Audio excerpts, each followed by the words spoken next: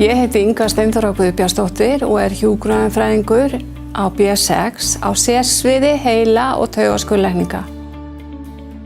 Ég hef starfað á sérsviðinu í 20 ár en 30 ár á Landspítala. Nú stunda ég meistaranám í hjúkrun á sérsviði sjúklinga með einkenni frá taugakerfi. Meistaraverkefni mitt kerfisbundin fræðileg samantekt sálfélagslega líðan sjúklinga sem fengið hafa innanskúmsblæðingu. Innanskúmsblæðing ein tegund heilablæðingar og gerist þegar riða kemur á æðagúl inni í höfðinu.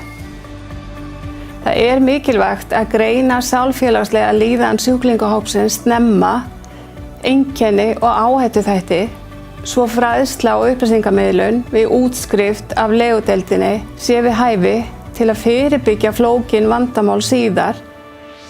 Við þurfum að taka sérstaklega vel utan þennan hóp vegna þess að vísbendingar eru að kvíði, þunglyndi og áfallastreita geti hrjáð hann ókomin ár ef hann ómeðhöndlaður.